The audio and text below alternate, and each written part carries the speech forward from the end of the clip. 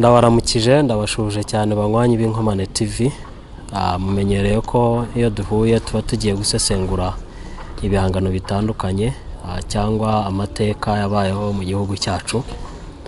Nibyo koko ariko kuri ubu ngubu ndashaka kuvuga ku ndwara ihari ya COVID hamwe n'amabwiriza ahari ajyanye nayo nk'abantu b'Abanyarwanda baza amateka kandi bubaha umuco nyarwanda n'igihugu cyacu. Muri iyi minsi nabonye amakuru menshi yuko hari abantu mu byaro bahatirwa gukingirwa. Ni byiza ko leta igihugu kigira leta ireba ibijyanye n'ubuzima bw'abaturage kandi ikabashakira uburyo bwose bushoboka kugira ngo bashobore kwivuza bagire amagara mazima.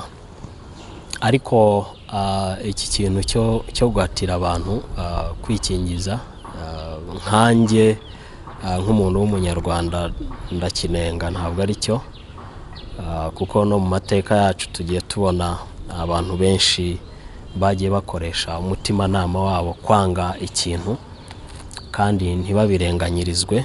Sindi bubigarukeho cyane, ariko ndashaka gushimangira ko umutimanama w'Abanyarwanda wagiye ubayobora mu bintu byinshi cyane kandi bakagenda babigeraho. Naba nk'ingero nako sinazivuga kuko n'ubundi murazizi, hari abantu benshi muri iki gihugu banze gukurikiza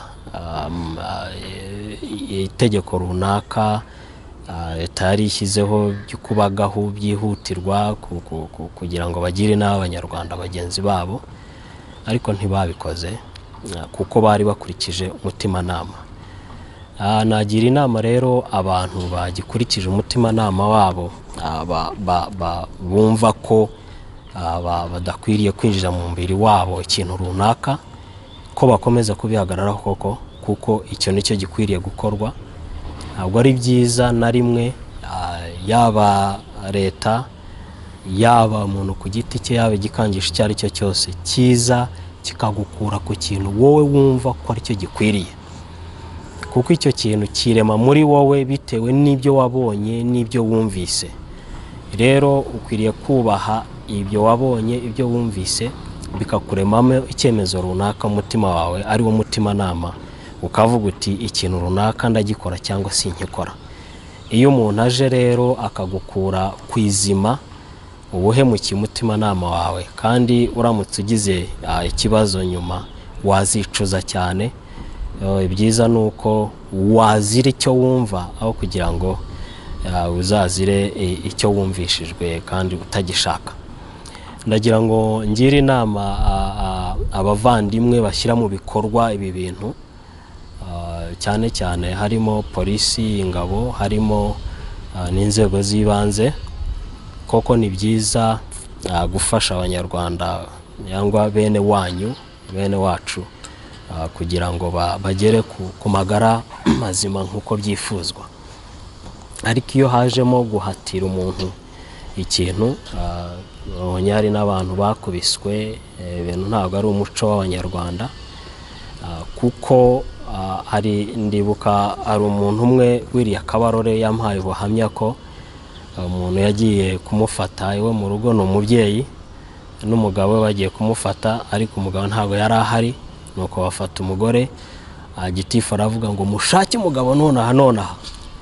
Umugore aravuga, umuntu yabwiraga ni umusirikare aramubwira ati ariko wantwaje gake ko ataraduye inshakisha. Koko abantu bagifite ikibazo ku rukingo ni abavandimwe, nanjye ubwanjye ndagifite. Ni abavandimwe, ni Abanyarwanda nkatwe, ntibakwiriye gufatwa nk'abaduyi, bakwiriye gufatwa nk'aho ari abanzi b'igihugu, ahubwo ni umutimanama wabo ubemeza cyangwa utabemeza ikintu runaka, kandi bitugomba kububaha ku mutimanama wabo kuko ni amahitamo yabo. Haba hakwiriye gushakishwa ubundi buryo bashoborwa gufashwa cyangwa gukumirwa mu bintu byinshi bishoboka, aho kugira ngo bafatwe nk'aho ari abanzi, bafatwe ku ngufu, niko nabyita. Ntabwo ari byo.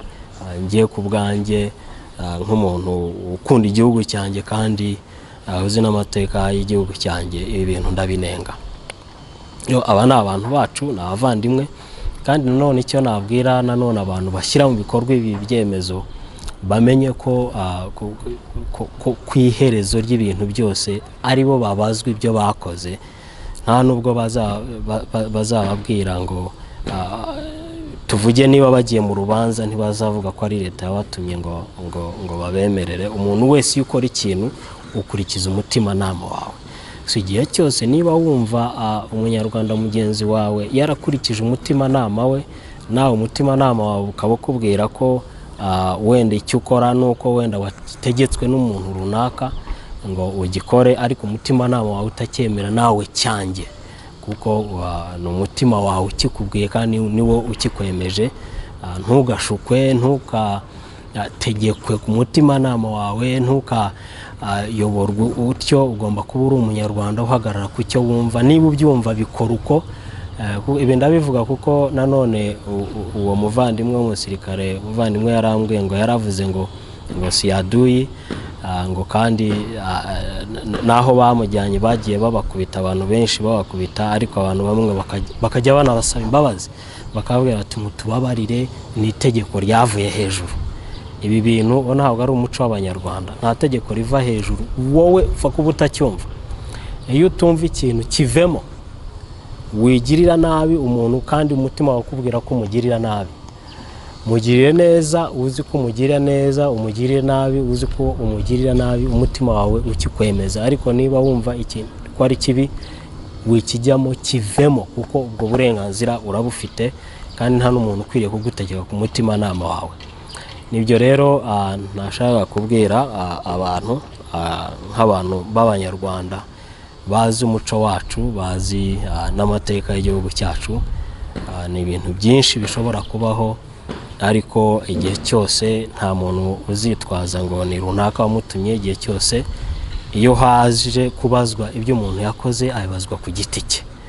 Ntabwo ashobora kwitwaza ko hari uwamutumye ngo asonerwe ikintu runaka, igihano runaka. Nuko rero tubyumva uko, dukurikize imitimanama yacu, kandi twubahe bagenzi bacu mu buryo bumvamo ibintu, twe kubaho nk'aho rwose turi amarobo, ko umuntu agirwa kuri switch agakora iki cyangwa ntagikore. Nabyo ntabwo ari iby'abanyarwanda. Twebwe turi abanyarwanda bumva ikintu, twacyumva tukagishyira mu bikorwa, tutacyumva tukakirekeraho.